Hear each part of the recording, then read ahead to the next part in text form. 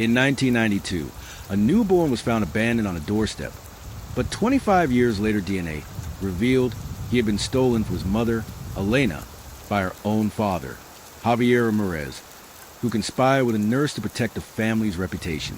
Further DNA testing uncovered two more hidden siblings, proving Javier had orchestrated the disappearance of all three of Elena's children, erasing them from her life under lies of death and secrecy. Though shattered by betrayal, the siblings reunited as adults, exposing Javier's crimes and vowing to rebuild the family bond that had been stolen from them. Please comment where you are watching us from, and don't forget to click subscribe and turn on notifications. It was a quiet autumn morning in 1992 when a young couple in a sleepy Midwestern town heard something outside their door. At first, they thought it was just the wind rattling the screen, but when they opened it, they froze. There, on the wooden porch, was a baby, a newborn, wrapped in a faded blue blanket, with nothing else but a handwritten note pinned to his chest. The note said only 5 words. Please take care of him. No name, no explanation, no trace of who left him. For 25 years, this mystery haunted the small community. Who had left the baby? Why? And what dark secret could someone be hiding so desperately that abandoning an infant seemed like the only choice? But when DNA testing finally gave answers, what it revealed was more shocking than anyone could have imagined. The story begins in Maplewood, Illinois, in the early hours of September 14th, 1992.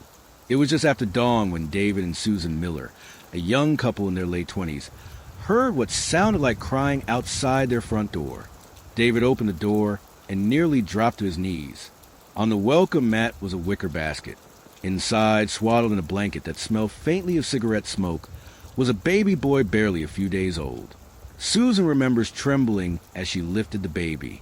His tiny fist flailed in the air. She said later that she felt an instant connection, as if fate had placed him there for her to protect. The note attached was simple, almost desperate. Please take care of him. I can't. The couple called the police immediately, and within the hour, officers and child services arrived. They canvassed the neighborhood, knocked on doors, even brought in scent dogs.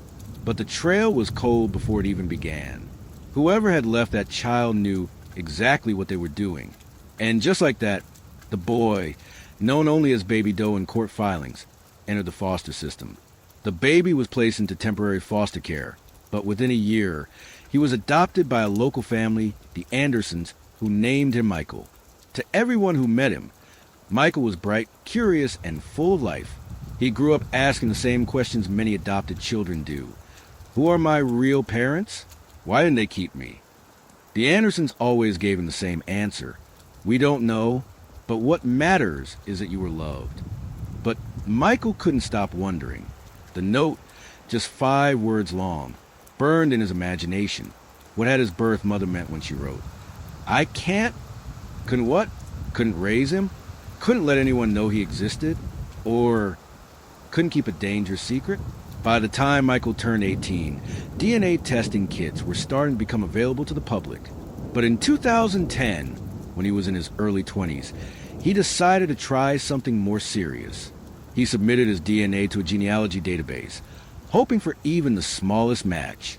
At first, there was nothing significant, only distant cousins and vague connections. But in 2017, everything changed. A new upload to the database triggered a match with a second cousin. That was enough for genealogists to begin building out a family tree.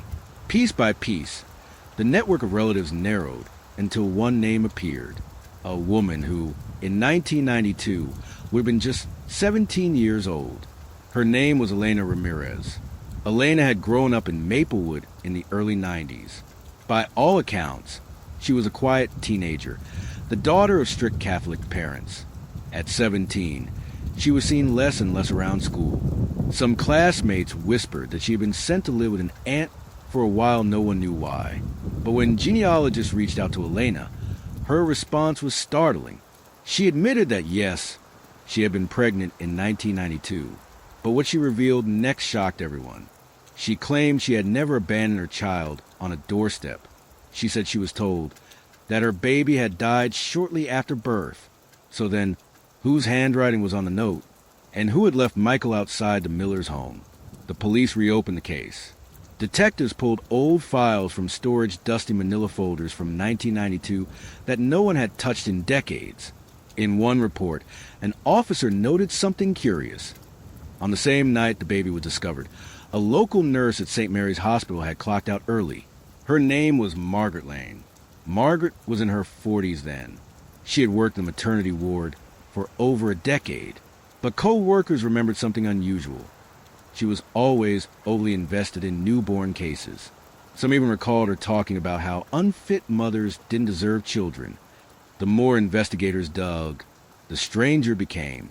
Hospital records showed Elena Ramirez had indeed given birth at St. Mary's on September 13th, 1992, the day before Michael was found. The birth certificate was never officially filed, and no death certificate existed either.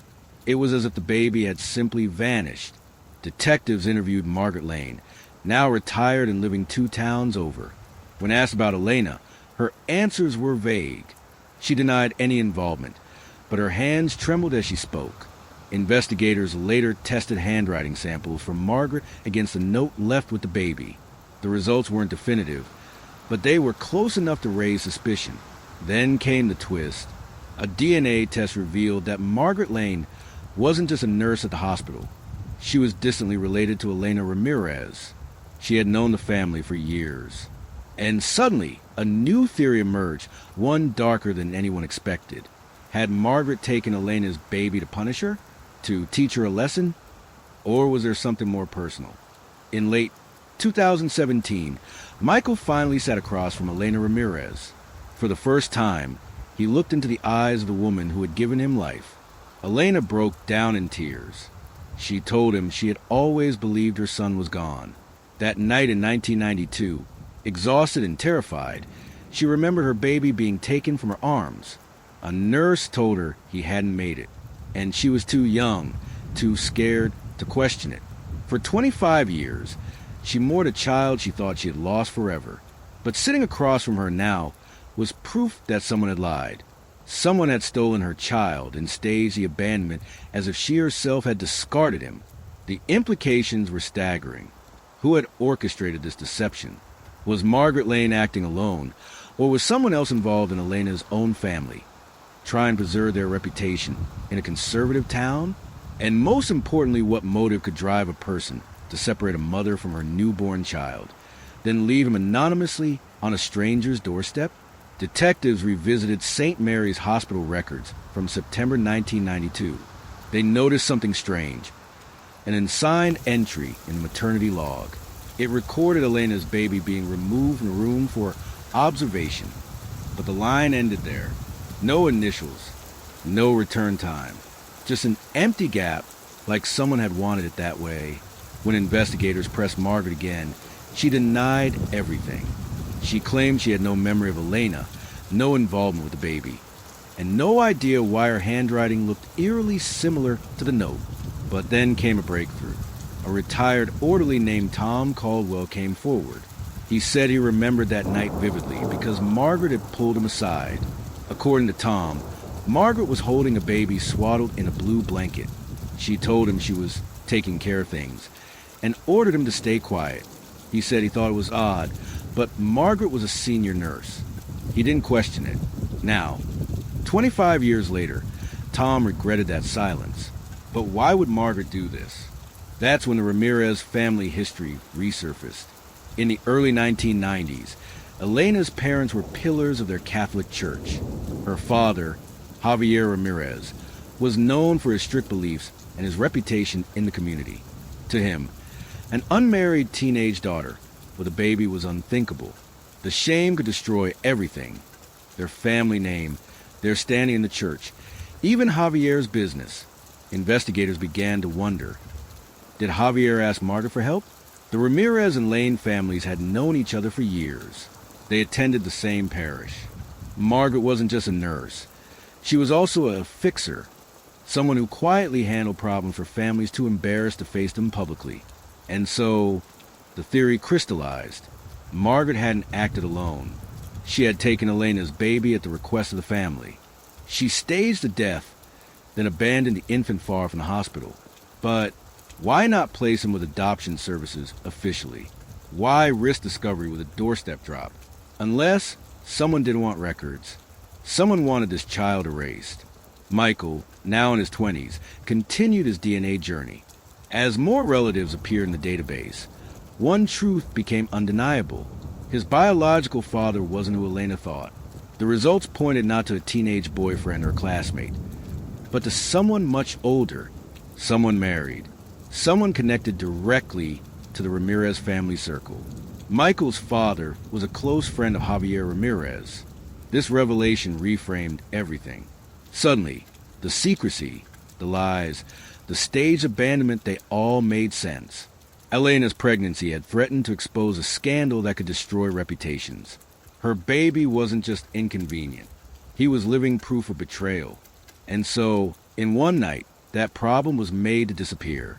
When Michael confronted Elena with the DNA findings, she broke. She admitted she had never told anyone the father's identity, not even her closest friends. At 17, she had been terrified, ashamed, and manipulated. She had trusted her parents when they told her the baby had died. But now, faced with the truth, Elena revealed something even more chilling. The night before she gave birth, her father had taken her aside.